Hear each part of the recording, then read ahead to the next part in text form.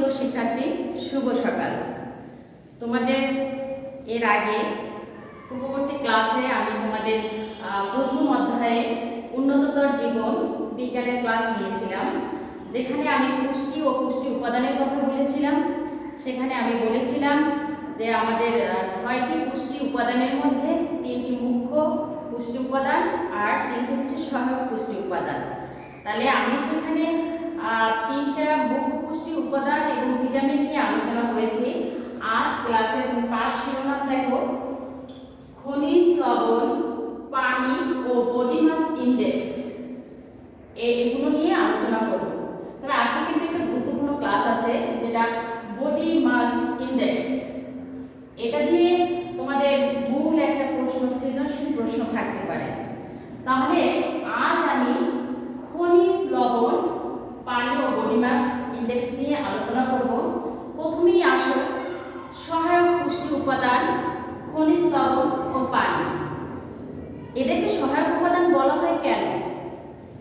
কারণ এরা যে মুখ্য পুষ্টি উপাদান রয়েছে শর্করা, আমিষ এবং স্নেহ, আমাদের দেহের মধ্যে বিভিন্ন ধরনের ক্রিয়া বিক্রিয়া এবং জারিত হওয়ার কাজ করে। এগুলোকে সহায়ক হিসাবে এই খনিজ লবণ, পানি এগুলো সহায়ক ভূমিকা পালন করে। তাহলে আজকে আমরা জেনে নেব খনিজ লবণ। খনিজ লবণের মধ্যে কি কি উপাদান থাকতে পারে? এক, লৌহ, মানে যেটাকে আমরা এপি সংকেত এবং আয়রন বলে থাকি। তারপরে থাকে হচ্ছে ক্যালসিয়াম,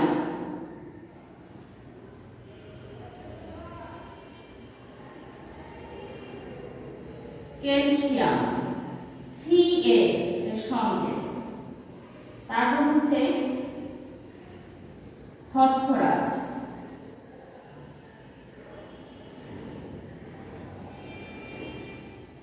পি।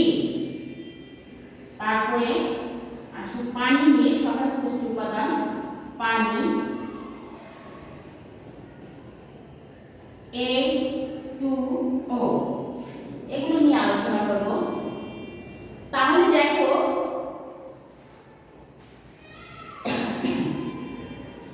এই যে লৌহ আয়রন, এটা আমাদের কি করে? কোষ গঠনে সহায়তা করে, দেহের স্বাভাবিক বৃদ্ধি হতে সহায়তা করে এবং আমাদের এই কোষ বিভাজিত হতে সাহায্য করে। তাহলে বিভাজিত হয়ে কি হয়? প্রত্যেকটা প্রাণী ছোট থেকে বড় হতে থাকে। এগুলো আমাদের আয়রনের ভূমিকা পালন করে। আয়রন খুবই গুরুত্বপূর্ণ ভূমিকা পালন করে। এছাড়া আয়রনের প্রধান কাজ হচ্ছে আমাদের রক্তে হিমোগ্লোবিন তৈরি করে। এর হিমোগ্লোবিন যদি না থাকে একজন মানুষের শরীরে, তাহলে কি হয়? রক্ত শূন্যতা হয়ে যায়। তাহলে রক্ত শূন্যতা হলে কিন্তু আমাদের দেহে বিভিন্ন ধরনের উপসর্গ দেখা দিতে পারে। এই উপসর্গগুলো হচ্ছে দেহে দুর্বলতা অবশ্যই থাকবে।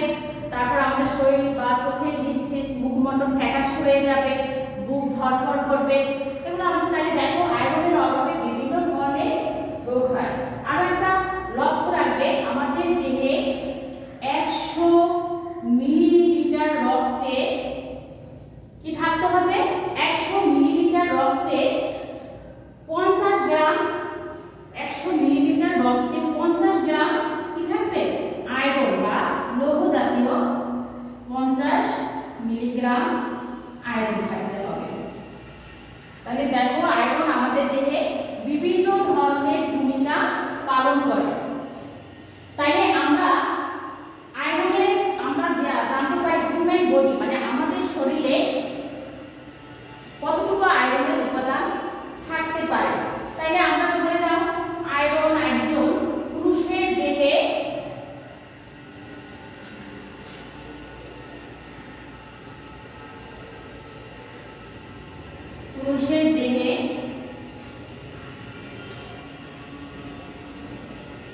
9 গ্রাম আয়রন উপাদান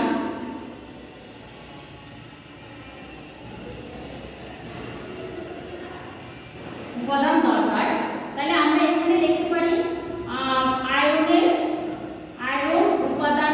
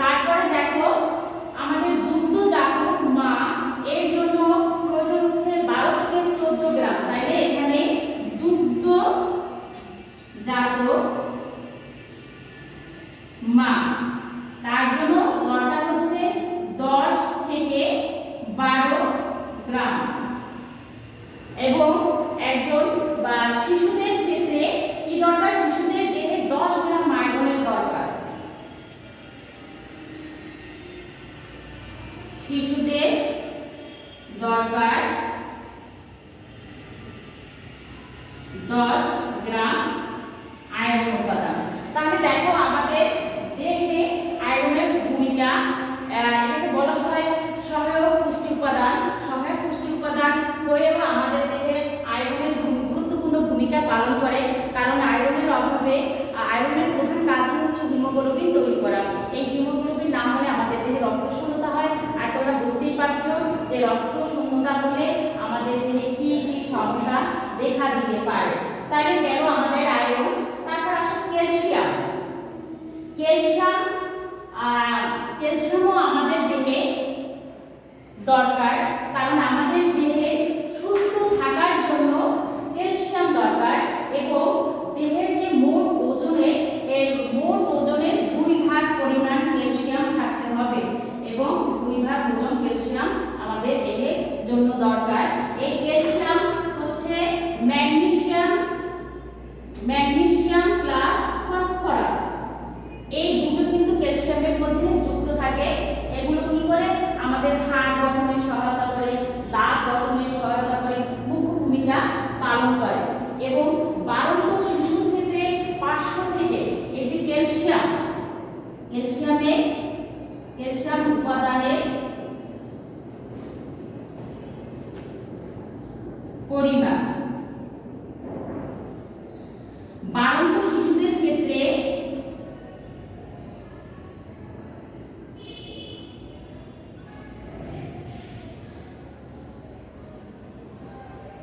শিশুদের ক্ষেত্রে 500 থেকে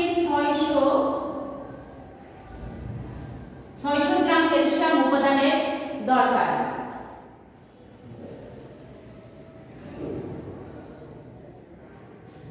এবং পূর্ণবয়স্ক পুরুষের জন্য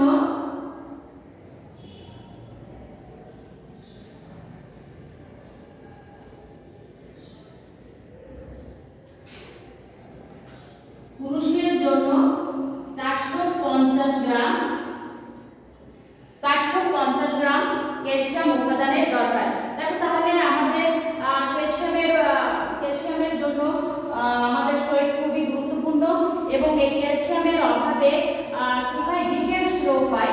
এটা মনে রাখবে, ক্যালসিয়ামের অভাবে রিকেটস রোগ হয়। এবং পূর্ণবয়স্ক নারীদের ক্ষেত্রে কি হতে পারে, অস্টিওমেলেশিয়া রোগটা হতে পারে। এই রোগ দুটোর নাম তোমরা অবশ্যই মনে রাখবে, অস্টিওমেলেশিয়া। তাহলে ক্যালসিয়াম অভাবে রিকেটস এবং অস্টিওমেলেশিয়া রোগ হতে পারে। এখন আমরা লৌহ এবং ক্যালসিয়াম সম্পর্কে জানলাম কিছুটা। এখন হচ্ছে ফসফরাস ও ক্যালসিয়ামের মতোই একই কাজ করে, যেটা আমাদের হাড় দাঁত গঠনে মুখ্য ভূমিকা পালন করে।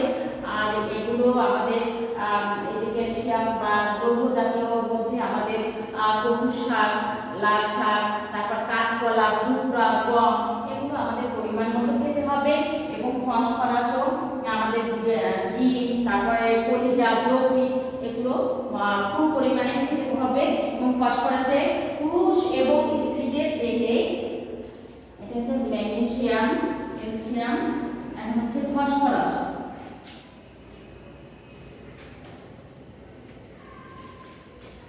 ফসফরাসের উপাদান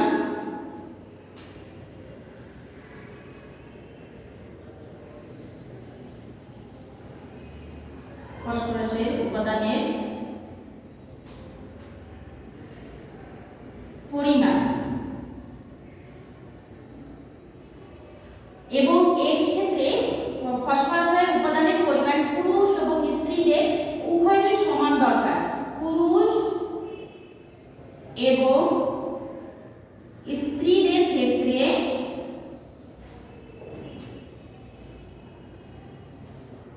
0.5 থেকে 1.5 মিলি। তাহলে দেখো এর দিকে কি হবে, মিলি 1.5 গ্রাম ফসফরাস উপাদানের দরকার। এবং গর্ভবতী বা শিশুদের ক্ষেত্রে ক্ষেত্রে এক্ষেত্রে কিন্তু বেশি পরিমাণে দরকার গর্ভবতী এবং শিশুদের ক্ষেত্রে।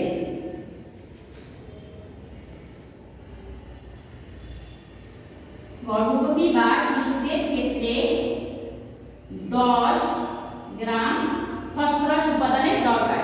তাহলে দেখো এগুলো খনিজ লবণ কিন্তু আমাদের কি খনিজ লবণ আমাদের সহায়ক পুষ্টি উপাদান, তারপর আমাদের দেহে গুরুত্বপূর্ণ ভূমিকা পালন করে। তাহলে আমি এখন এটা লৌহ এবং ক্যালসিয়াম ফসফরাস সম্পর্কে আলোচনা করব। করা শেষ হলো। এখন হচ্ছে পানি, H2O। পানি আমাদের দেহে গুরুত্বপূর্ণ ভূমিকা পালন করে। পানি, কারণ আমাদের দেহের মধ্যে বিভিন্ন ধরনের ক্রিয়া বিক্রিয়ার কাজ চলতে থাকে এবং আমরা বিভিন্ন ধরনের কঠিন বস্তু যেমন ভাত, মাছ, মাংস এগুলো আমরা খেয়ে ফেলি। এগুলো হজম করতেও পানি গুরুত্বপূর্ণ ভূমিকা পালন করে, কারণ আমাদের দেহে 60 থেকে 70 ভাগ পরিমাণ পানি দরকার এবং আমাদের দৈনিক 2 থেকে 3 লিটার পানি পান করা দরকার, যেগুলো আমাদের কোষ্ঠকাঠিন্যের হাত থেকে রক্ষা করবে এবং খাদ্য বস্তুকে পরিপাক করতে সহায়তা করবে।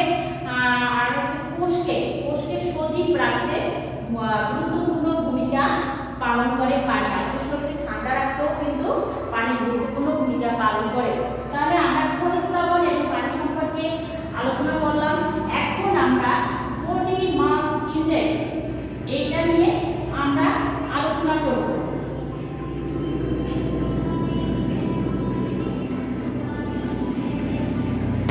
এটা দিয়ে কিন্তু তোমাদের একটা সৃজনশীল প্রশ্ন আসতে পারে। দেখো, বডি mass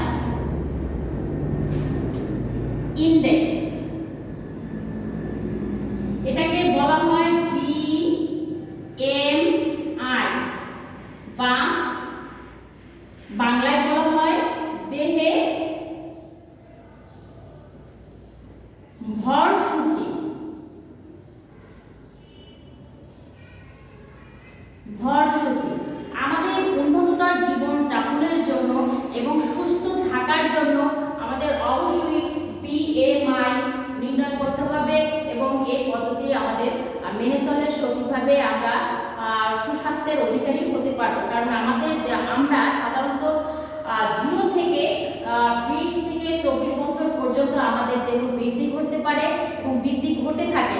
সেই ক্ষেত্রে দেহের বৃদ্ধির জন্য কিন্তু আমাদের পরিমাণ এবং পরিমিতভাবে দেহের কতটুকু পরিমাণ আমাদের খাদ্যের দরকার এগুলো খেতে হবে। তারপরে পরবর্তী সময়ে যখন আমরা 24 পার হয়ে 25-এ চলে আসি, তখন থেকে দেহে কিন্তু ক্ষয় পূরণ রক্ষা করার জন্য, দেহে সুস্থ থাকার জন্য, সবল থাকার জন্য সেক্ষেত্রেও আমাদের পরিমাণ এবং পরিমিতভাবে খাদ্য গ্রহণের অভ্যাস গড়ে তুলতে হবে। তাহলে এই যে ভর সূচি, আমি কি বললাম, দেহের ভর সূচি নির্ণয়, আমাদের দেহের উচ্চতার সাথে আমাদের দেহে কতটুকু ওজন এগুলো কিন্তু সামঞ্জস্য রেখে চলতে হবে। কারণ উচ্চতার সাথে আমাদের দেহের ওজনকে সামঞ্জস্য রেখে চলার ভর সূচককে আমরা কি বলে থাকি, BMI।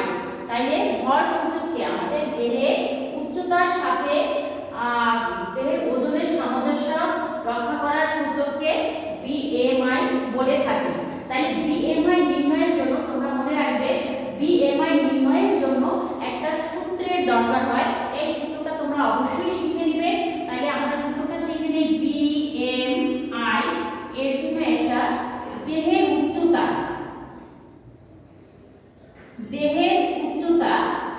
এটা নির্ভর করবে কেজিতে। দেহের উচ্চতা এটা আমরা কেজিতে প্রকাশ করব। তাহলে এখানে কেজি লিখে রাখবো, কেজি। আর ওজন, দেহের ওজন এটা নিতে হবে মিটার, আর এটা স্কয়ার দিতে হবে। দেহের ওজন এটা নিতে হবে মিটার এবং স্কয়ার দিয়ে নিতে হবে। এটা দিয়ে আমরা একটা কি করব, অঙ্ক নির্ণয় করব। অঙ্ক করতে হবে এবং এই অঙ্কটা তোমাদের গ নম্বরের জন্য, 3 নম্বরের জন্য এই অঙ্কটা চলে আসবে। এর মধ্যে তোমরা এই যে কার কতটুকু দেহের ওজনের সাথে উচ্চতার সাথে ওজনের সামঞ্জস্য আছে সেই যে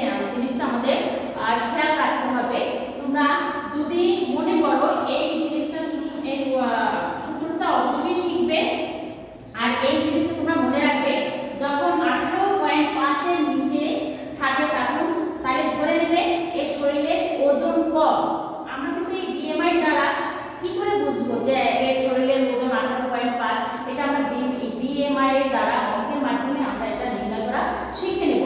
আগে তোমরা এটা দেখে নাও যে 18.5 এর নিচে যদি হয় তাহলে আমরা ধরে নেব কি ওজন কম, পরিমিত সুষম খাদ্য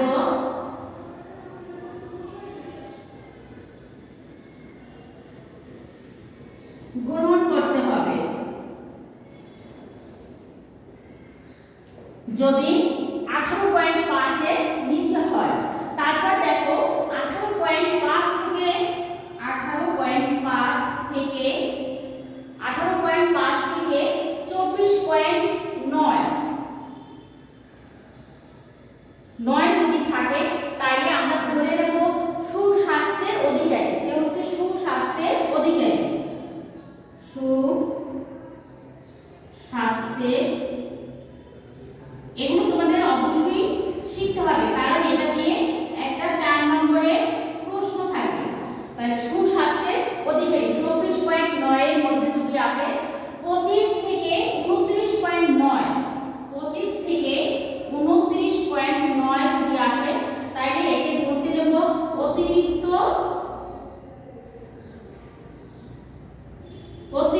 ওজন। তাকে কি করতে হবে? পরিমিত খাদ্য গ্রহণ করতে হবে,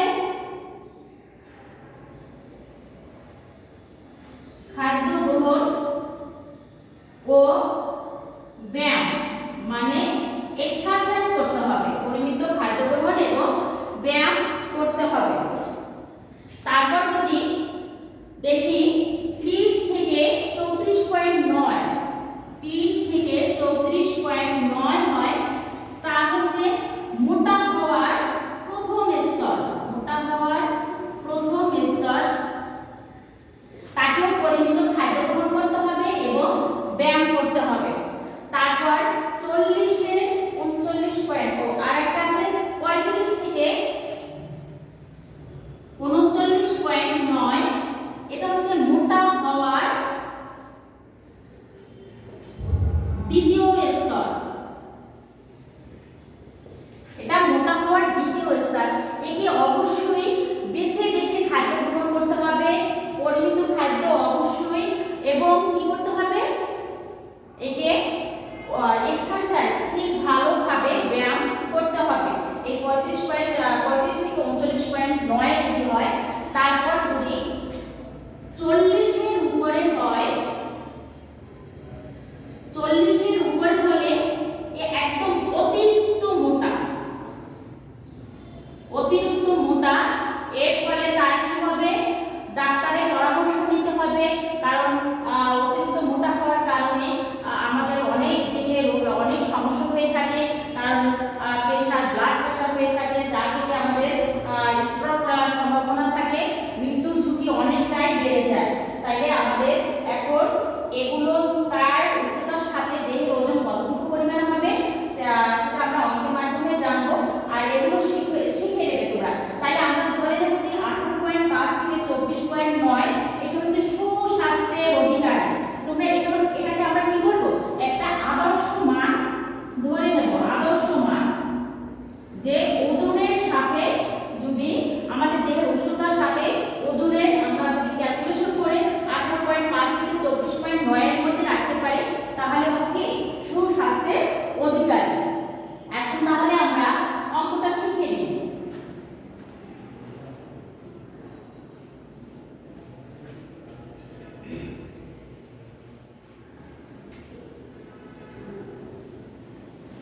অঙ্কটা শিখে নেব। ধরো এক ব্যক্তি ওজন 56 কেজি, তার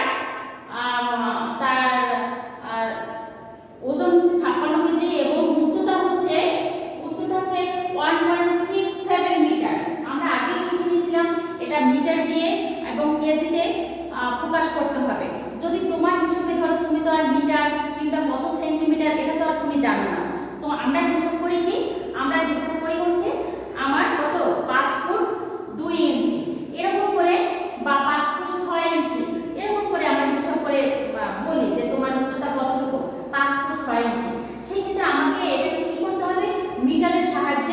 প্রকাশ করতে হবে। তাই মনে করি আমরা অঙ্কটা দেখি। আমি তোমাদেরকে ফুট এবং ইঞ্চি দিয়ে শিখিয়ে দেব, কারণ এটা যে শেষ পর্যন্ত কিভাবে মিটারে আনতে হয় এটা আমরা শিখিয়ে দেব। তারপর আর যদি তোমাদের পরীক্ষার প্রশ্নে মিটারে থেকে থাকে কিংবা সেন্টিমিটারে থেকে থাকে তাহলে তো অনেকটা সুবিধা। আর যদি ফুট এবং ইঞ্চিতে থাকে সেই ক্ষেত্রে তোমরা মিটার কিংবা সেন্টিমিটারে কিভাবে প্রকাশ করবে সেই সম্পর্কে আমরা জানব। মনে করি একটা লোকের ওজন হচ্ছে 56 কেজি, ওজন 56 কেজি, আর উচ্চতা হচ্ছে 5 ফুট 6 ইঞ্চি। তাহলে আমরা কিন্তু বিএমআই এর সূত্রটা আমরা কিন্তু বিএমআই এর সূত্রটা কিন্তু আমরা শিখে নিয়েছি। এখানে ওজনটা হবে কেজিতে এবং উচ্চতা হবে মিটারে, এবং এটা কি করতে হবে স্কয়ার দিতে হবে। এই হচ্ছে আমাদের বিএমআই এর সূত্রটা, মানে বডি মাস ইনডেক্স। এখন ধরি ওজন হচ্ছে 56 কেজি, কেজিতে এটা দেয়া আছে, ওজনটা কেজিতে দেওয়া আছে, কিন্তু এখানে আমরা পেয়েছি 5 ফুট 6 ইঞ্চি, কিন্তু এটাকে আমাকে কি করতে হবে মিটারে নিতে হবে। মিটারে নিয়ে গেলে কি করতে হবে, আগে এখানে 5 ফুট 6 ইঞ্চি, আগে আমাদেরকে ফুটটাকে ইঞ্চিতে পরিণত করতে হবে। তাহলে আমরা জানি কত 12 ইঞ্চিতে 1 ফুট, 1 ফুট সমান 12 ইঞ্চি। তাহলে আমরা এখানে 1 ফুট সমান 12 ইঞ্চি। তাহলে কি করতে হবে, এখানে দেওয়া আছে কত 5 ফুট, 5 গুণ 12, আর এখানে যোগ করতে হবে কি 5 এর সাথে 12 যদি আমরা গুণ করি তাহলে এটা কি হয়ে যাবে ইঞ্চি হয়ে যাবে। ইঞ্চি হয়ে গেলে আর এই 6 ইঞ্চি আছে, 6 ইঞ্চি আমরা যোগ করে নেব। তাহলে 5 12 60, আর যোগ করলাম 6 হয়ে গেল 66 ইঞ্চি। এখন ইঞ্চিটাকে আমাদের কি করতে হবে সেন্টিমিটারে আমাদের প্রকাশ করতে হবে ইঞ্চি। তাইলে আমাদের এখানে আছে 66 ইঞ্চি। ইঞ্চিকে যদি আমরা সেন্টিমিটারে প্রকাশ করি তাহলে আমাদের একটা সূত্র জানতে হবে যে 1 ইঞ্চি সমান, এই দুটো তোমরা মনে রাখবে, 1 ইঞ্চি সমান 2.54 সেন্টিমিটার, 2.54 সেন্টিমিটার। তাহলে আমাদের এখানে আছে কি 66 ইঞ্চি, তাইলে 66 গুণ আমাদের 2.5 সেন্টিমিটার গুণ করতে হবে। এখানে 66 গুণ 2.54 এটা কি হয়ে যাবে সেন্টিমিটার হয়ে যাবে, সেন্টিমিটার হয়ে যাবে। তাইলে এটা সেন্টিমিটারে আমাদের কত আসে 167 পয়েন্ট, 167 পয়েন্ট ক্যালকুলেশন করো, 167.67 মানে 67 সেন্টিমিটার। তাহলে আমরা পেয়ে গেলাম কি 167 সেন্টিমিটার। তোমাদের কিন্তু এরকম আসতে পারে, শুধু উচ্চতা, আমি তো এখানে ফুট এবং ইঞ্চি দিয়ে করেছি, তোমাদের শুধু এরকম আসতে পারে যে 100 তার উচ্চতা হচ্ছে 167 সেন্টিমিটার। তাহলে কিন্তু তোমাদের আর এতটুকু করতে হবে না, এখান থেকে আরম্ভ করতে হবে। আর যদি দিয়ে দেয় 5 ফুট 6 ইঞ্চি তাহলে তো এখান থেকেই আরম্ভ করতে হবে, আর শুধু সেন্টিমিটারে দেয়া থাকলে এখান থেকে আরম্ভ করবে। তাহলে আমরা কি জানি 1 সেন্টিমিটার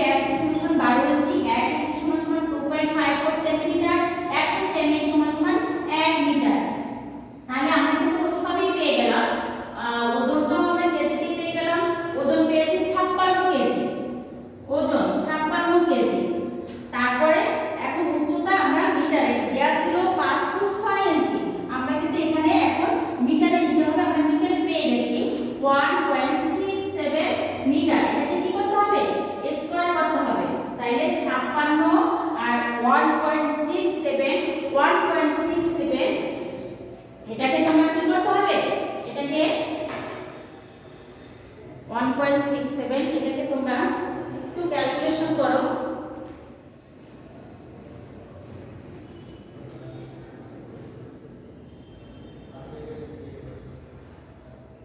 (1.67 into 1.67 equal to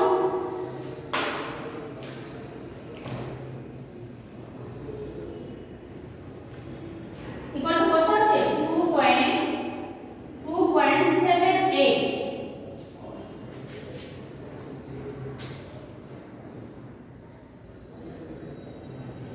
2.78। এটাকে আবার ভাগ দাও।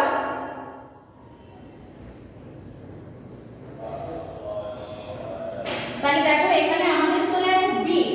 তাইলে আমরা BMI কত পেলাম? BMI 20 পেয়ে গেলাম।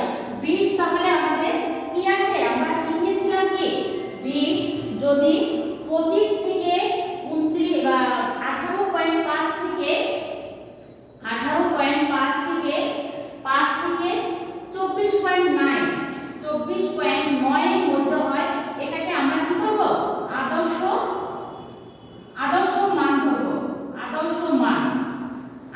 তাহলে আমরা কি BMI তার যে লোকটার 56 কেজি ওজন এবং উচ্চতা ছিল 5 ফুট 6 ইঞ্চি, সে কিন্তু তার ওজন BMI মান কত হওয়া উচিত? তার হয়েছে 20, কিন্তু আমাদের আদর্শ মান আসে 18.5 এবং 24.9। তাহলে কি হবে? সে একজন সুস্বাস্থ্যের অধিকারী, কারণ আমাদের এই আদর্শ মানের মধ্যে তার মান BMI মানটা আছে 20। তাহলে সেই লোকটাকে আমরা সুস্বাস্থ্যের অধিকারী করব, কারণ তার আদর্শ মানের সমান আছে। সে যেভাবে খাদ্য গ্রহণের অভ্যাস করেছিল ঠিক সেভাবেই পরিমিতভাবে খাদ্য গ্রহণ করতে হবে। আর যদি বেশি হয়ে যেত তাহলে এটা আমি আগেই শিখেছি কোনটা অতিরিক্ত মোটা এবং কোনটা মোটা হওয়ার প্রথম স্তর এবং কোনটা মোটা হওয়ার দ্বিতীয় স্তর, কোনটা অতিরিক্ত স্তর। তাইলে সেই হিসাব করে তাই প্রতিটি লোকের BMI নির্ণয় করে সে জানতে পারবে তার দেহের সাথে ওজনের সামঞ্জস্য আছে কিনা। এই যে ভর সূচকটা নির্ণয় করলাম এটাই হচ্ছে BMI। প্রিয় শিক্ষার্থী বন্ধুরা, আমাদের এই বডি মাস ইনডেক্স এটা কিন্তু আমাদের একটা গুরুত্বপূর্ণ টপিকস। এটা থেকে ফুল একটা সৃজনশীল প্রশ্ন আসবে। আশা করি প্রিয় শিক্ষার্থীরা তোমরা কিছুটা হলেও বুঝতে পারছো। আর যদি কোনো সমস্যা হয়ে থাকে তোমরা অবশ্যই কমেন্টের মাধ্যমে জানাবে এবং আমি উত্তর দেওয়ার চেষ্টা